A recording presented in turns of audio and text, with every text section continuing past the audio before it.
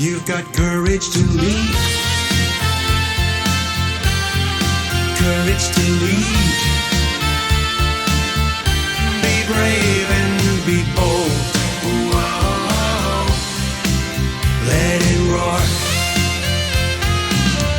Welcome to the Courage to Leap and Lead podcast, where each of our guests share the stories of courage that helped them become powerful leaders. Before we start today's show, please remember to visit courage-consulting.com, where you can find all the episodes and other excellent resources, all at courage-consulting.com.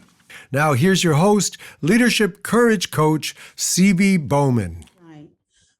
So on the average, what was the ratio of numbers for people of color, people from the Mideast, and people from Germany in the schools?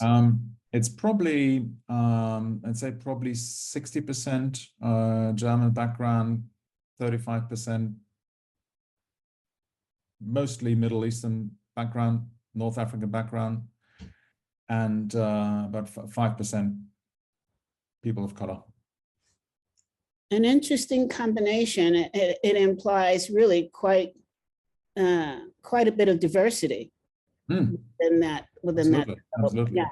And so, how did you talk to your son about this once you became aware and you spoke to the school? I mean, did he take classes in self-defense? What happened?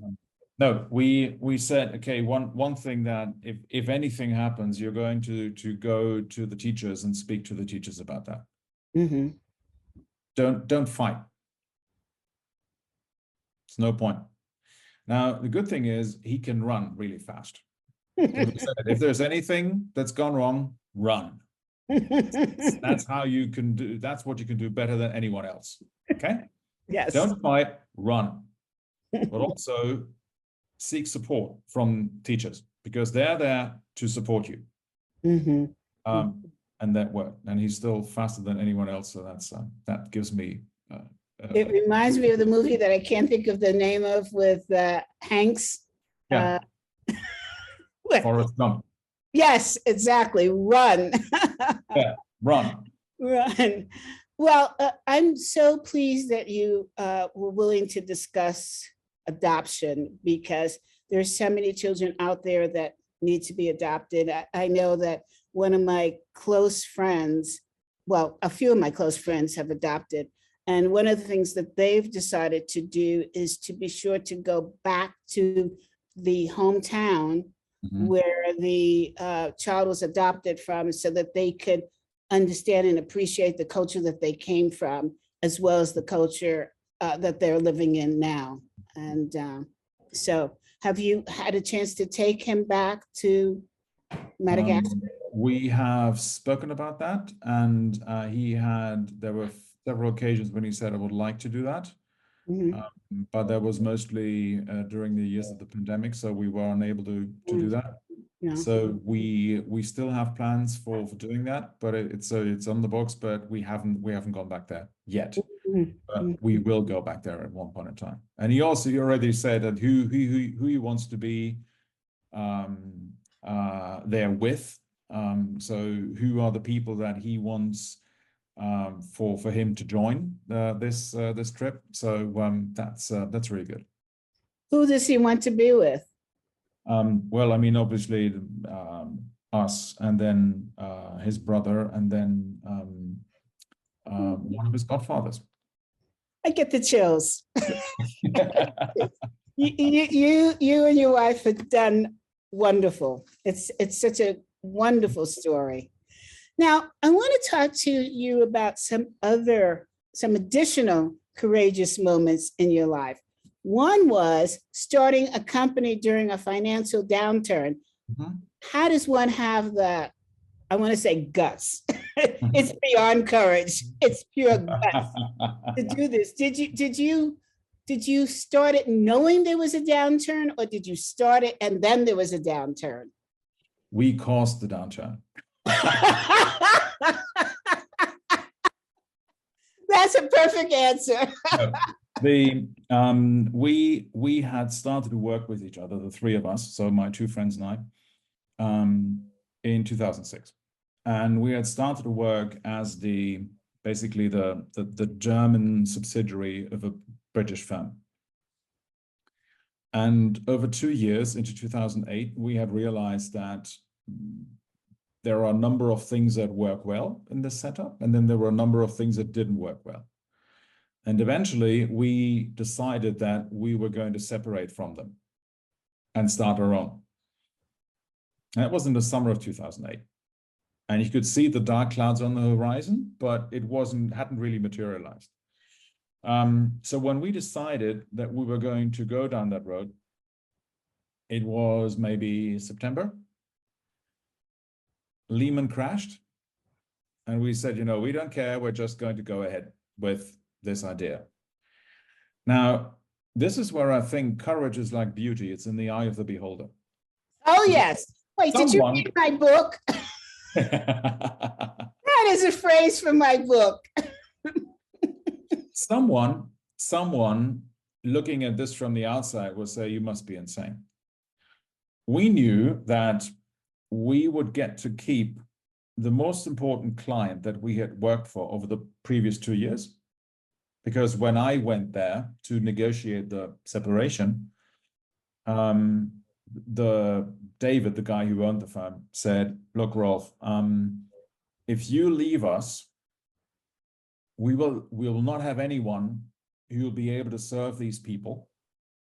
So by God, just keep them as a client. Wow. Which was a great outcome from the conversation, right? And the second thing was... Wait, time out. I want to know, if you can remember, how did you phrase it so that you could walk away with their clients? If I only remembered. That would be a great book, right? That would be a great book. Now, the thing is, I was basically at the time the wingman of the guy who started the whole thing. So this German subsidiary, who's a former boss of mine. Okay, and he and David had fallen out, which is why he said, look, Rolf, it's better that you go there because your relationship with David is much better than my relationship with David. Your relationship is not strained, it's not broken, it's a good relationship, you're on good speaking terms, and he seems to enjoy speaking with you, which was all true. So I went there. Did he ask for a percentage, a referral fee, a share? No, not even. He just said, look, I've always enjoyed working with you. And I understand that you will not stick around. I understand that you want to move on. It is what it is. And he was a very inspiring person. He was not a good manager in the sense of being able to say, okay, now, how on earth can I then control the work that you do with them? I will not be able to put in any accounting or controlling mechanisms to find out how much work you actually do with them. So what would my commission be and so forth and blah. And he said, you know what?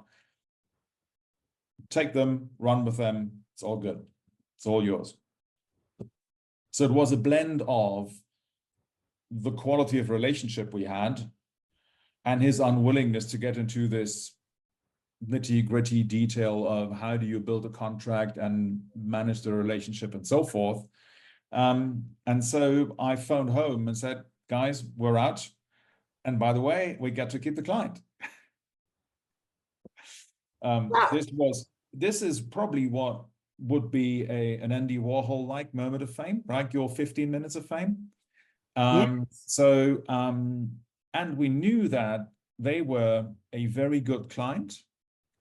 And they were in the pharmaceutical industry. So they said, financial crisis? What financial crisis? We're in the pharmaceutical industry. We haven't got a financial crisis. Let these guys crash and burn. We just go straight ahead and do what we always wanted to do. So we knew that we had a very good client relationship with a company that could allow to ignore the financial crisis of 2008. So we Wow. knew. So we That- said, let's go. Talk about we built from synchronicity. there. Talk about synchronicity. You had it right. Yeah.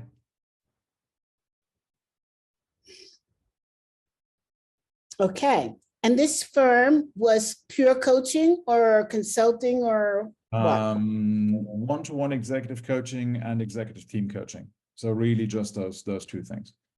No consulting work, no other work, just executive coaching and team coaching. That's just amazing. Yeah. And it worked. And then how did your relationship with your former boss, then what happened after that? We stayed on speaking terms.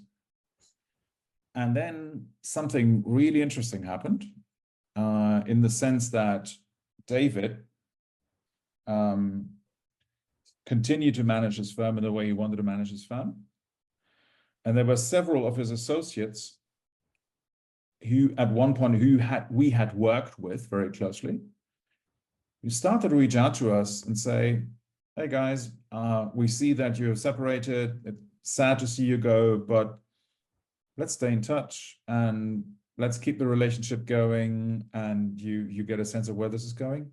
Oh yeah. They at one point in time started to say, if there was, any work that we could do for you, we'd be happy to do that.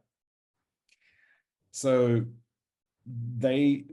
his associates continued to work with us, because obviously he couldn't control that in a sense that, you only work with me and no one else. So some of his associates who we were good friends with, they started to work with us, which helped us. So it was all about building those relationships that were stronger than, some of the other things that might govern who works with whom and what have you, right? And what did he think about this? Because obviously he must have known. I don't know, because there was a point in time when our relationship ended and we didn't speak again. So I don't know. Okay. And then, so that business continued to grow and continue and continue. And then what happened? Then what happened? In about 2014, so we've been in business for 6 years, I received a phone call by someone who I had worked with for a number of years. He said, I'm in this other firm. We may have work that clients want to give to us that we can't do. Would you be interested in working with us? And we said, why not? And from there, we started to build a relationship where we started to refer work to one another. Okay. Some clear rules, and we had commissions and percentages and contracts and things. So it was all very nicely set up. Now, I was invited to join their partner meetings. I was invited to join the meetings with all the people they were working with. And we invited her to join our meetings. And so a relationship was starting. In 2017, the founder of this other business passes away. They then need to find out what the next steps are for keeping the business afloat. And in 2018, she calls me and says, would your firm be interested to become a shareholder of our firm? Effectively bringing these two firms under one roof. Mm-hmm. And I thought, what a brilliant idea. Yeah. I take it back to my other colleagues and say, hey guys, this is the idea. What do you think? One person says, brilliant. 3 people say, let's have a look at that. Sounds interesting. And 2 people say, over my dead body. Now there you've got these 7 people in a room with very opposing points of view. So I explain and explain more. And the result is one other person says, brilliant idea. 3 say, maybe we can consider this. 2 say, over my dead body. So I concluded that the amount of work that I would have to put in to try and convince these 2 was not worth it. So I phone her and saying, we will not do this, but I will do this. Because I was so convinced of the quality of the idea that I said, I am not going to be held back, in particular by these 2 of my 6 colleagues. These 2 will not hold me back. But my question is, they were asking for you to bring over your entire company, right? I think you were going to answer this and I jumped the gun. Why would they accept just you instead of the entire company?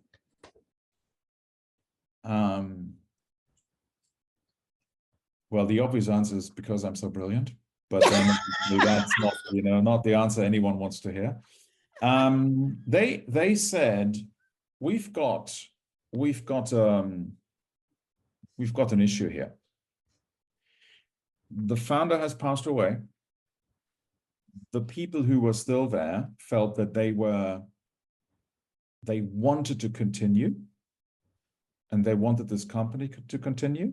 They didn't want it to simply go under. And they realized that I could be the answer to some of their problems. And apparently I was convincing enough for them to think that I could be the answer to their problems. And so they said, look, that's fine, because you're the most interested and probably the most interesting of the whole lot anyway. So I went back to my 6 friends and said, look, guys, this is it. I'm going to become a shareholder of this other firm. I can be in both firms if you don't mind. And it didn't take long for us to say, no, this is not a good idea, because I need clarity as to where I am and where I belong. Okay. So I decided to call it quits and move to the new company. And eventually there was one person who was among those who said, I could be convinced, who then decided to be the person, and they nominated him to be the person to negotiate my exit from that company. And we were sort of very clear about what we wanted. There weren't any difficult emotions involved. So we could get this settled rather easily. And so I moved away to the other firm, and where I am. Wait. What happened to the person who agreed that it was a good idea?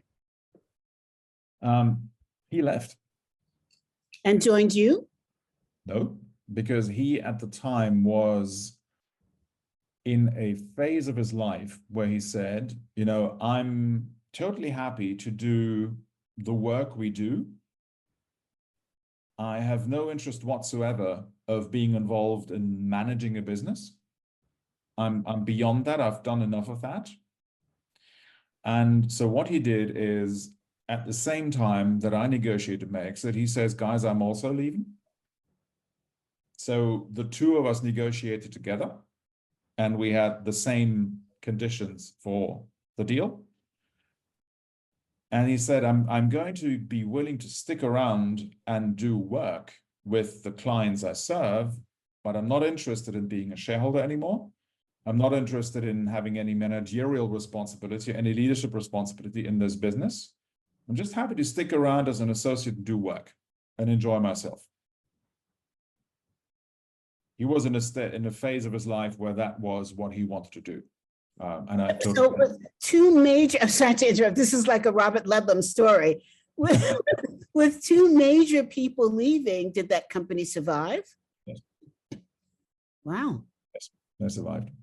Because they had, the other 5 had reasonably strong client relationships.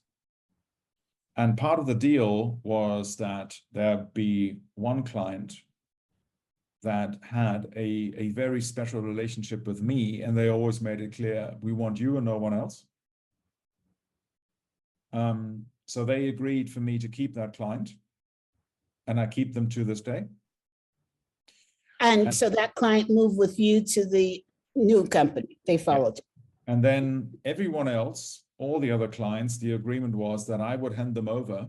We would discuss with each other. So that was pretty amicable. We would discuss with each other who would be the most appropriate people to pick up the responsibility for the client relationship. And as one does, we then looked at who were the people that had worked with me in these client relationships. Who do I think, given the client contacts, who would be the people that would most likely be sort of best foot forward for the company with regards to keeping the relationship and building a relationship. And we made an agreement for each and every company that we had been serving, that I managed a relationship with. And we then decided that I would introduce these colleagues to my main contact. And I said, after I've introduced you, it's yours. Whatever you make of it, it's yours. It's no longer my role. So I'm not in charge of making you successful. The only thing I'm in charge of is introduce you to that particular person with that particular company. And then you're on your own. We're all grown-ups, you know how to do this, and you're on your own. And that worked well. The client that followed you, did you have to give your old company a commission? No. I said, this is my client. I'm happy to give up everything else, but this one, I'm not going to give it up. And because I had built the client relationship, I had been the key person in the client relationship. I'd done most of the work. I said, there's no way that I'm going to let you participate in this, because I've been in this all throughout, and none of the others has ever really been able to set foot into that client relationship alongside me. Mm-hmm. Mm-hmm. So that was pretty clear. There was one person who didn't like the idea, but everybody else said, look, it's just leave it. It's okay. Well, I'm not sure if you can answer this question publicly, so feel free to say confidential. When the client moved with you, did the fee structure change? Nope. Oh. You have had an amazing business and personal background, and I am so appreciative to you sharing it with us, because within this discussion, there is a wealth of knowledge that you have shared. One final thing, your book that I can barely see behind you. Can you bring it forward? Yes.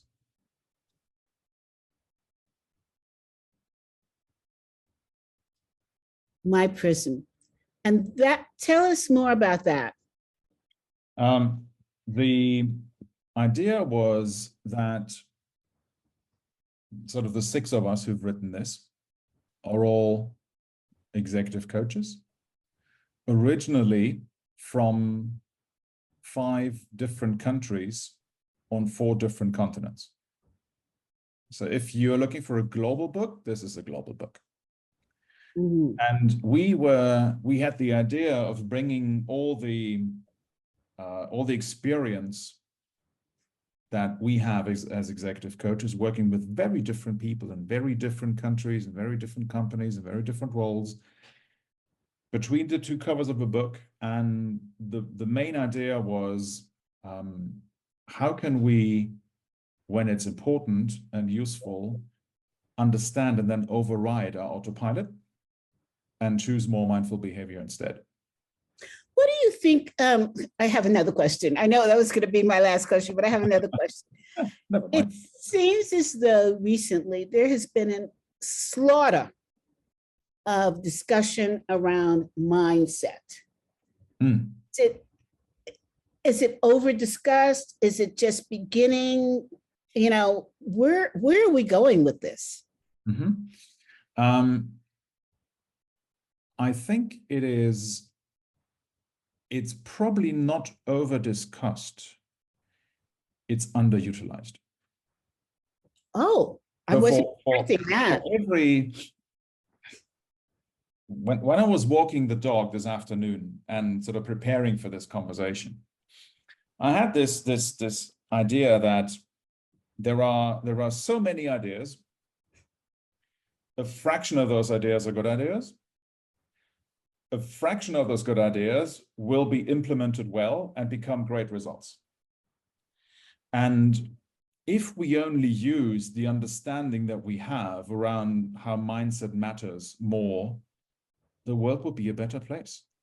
And the gesture to go with that is, I said earlier that my wife and I play tennis, so we also watch tennis, of course, and we watched the French Open recently. We'll watch the US Open when they come around.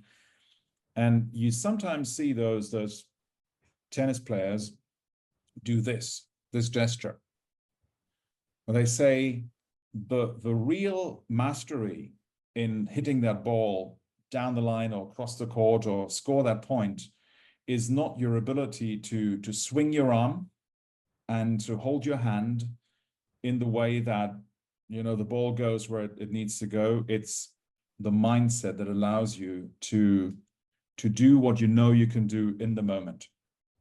Going back to Kim, what is that mindset telling you? Well, that mindset is this idea, I know exactly what I need to do in this moment. And I can translate the idea of where I want the ball to go into an action so that the ball goes exactly where it's supposed to go. And the opponent has no opportunity of returning the ball. And you score a point, right? You score a winner. And it's this whole notion that goes back to the 1970s, the Tim Galway in a game of golf, in a game of tennis, who says performance is potential minus impediments. And the mindset, to me, is one of the biggest impediments. And therefore, this gesture of, I was able to do in the moment what I know I'm able to do, and there was no impediment. There was nothing that stopped me from hitting the ball in a way that it touched the court in the right place, and my opponent had no chance, no opportunity of returning the ball, and I scored the point. What is that quote again? Performance is potential minus impediments. Tim Galway, in a game of golf, in a game of tennis. Performance is potential minus impediments. And so we know an awful lot about that. There aren't enough people who know enough about it, but generally speaking, collectively, we know quite a lot about mindset. It's too difficult for too many people to then really put that into action and create the results they want. So that's why I say it's underutilized. So I'm thinking about that, what you just said, in multiple ways. One is I play pickleball and I am just awful.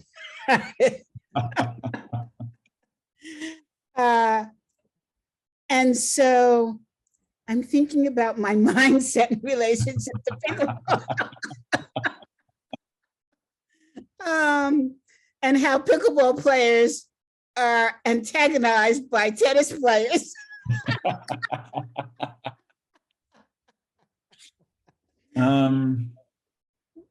But I'm trying to get to where you are in relationship to something I'm trying to achieve, which my pickleball coach says, it's easy to play pickleball, it's impossible to master it. First of all, because of the rules, they're so complex. Mm-hmm. But as I miss the ball, is it my mindset that's missing the ball? Or is it my skill that's missing the ball? Mm-hmm.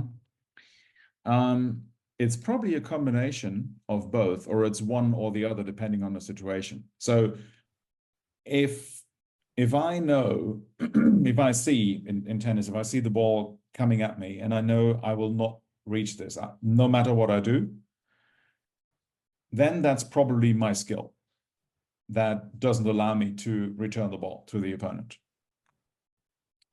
If, however, and I know that in the moment when the ball hits the racket, I know, is this going to work or is it not going to work?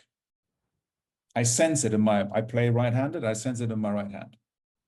But that's too late to make any change. So the ball will fly wherever it flies. And that's mindset. And if I only, there are simple rules. One rule is watch the ball. Don't watch where the other guy stands, watch the ball. The other rule is try and use the whole court. And try and hit the ball so that it falls close to the lines, because then it's more difficult to return. And it's these three simple things, right? Watch the ball, close to the line, and far down the line. Use the whole court. That's mindset. Sometimes I'm able to translate that into the ball flying where I want the ball to fly. My skill allows me, my skill doesn't stop me, my moderate skill level doesn't stop me from doing what my mind wants to do.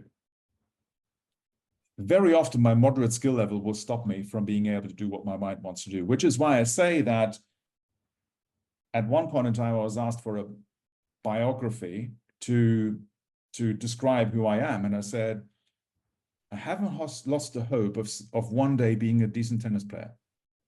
Because I'm not competitive, I'm not good. I mean, there are so many people among the executives I work with who've been champions and they won things and they are so fantastically competitive. I'm not. Okay. So I needed a nice way of saying, look, I'm not as good as you, but you know, I keep on trying. The other thing is I realized that I just want to keep growing, and I want to keep trying, and I want to keep hitting the ball in a way that works, and I want to enjoy myself doing that. So I'm not going to be fiercely competitive and trying to do everything I can. No, but just want to enjoy myself. And if I enjoy myself, I watch the ball, use the full court. Maybe I hit more balls better. Yeah, so I'll keep working on that. This has been an amazing interview. I am now going to start working on my mindset for my pickleball. And I have learned so much about negotiating from you. And of course, how to love your children. Rolf, thank you so much. This has been a wonderful interview. Thank you so much for having me. I really enjoyed the conversation, CB. It really has been an energizing conversation. I clearly walk away from this with more energy than I walked into this. Thank you. Thank you. I love that. Well, audience, I hope to see you next week with all of your courage in place and in use. This is CB Bowman on Courage to Leap and Lead.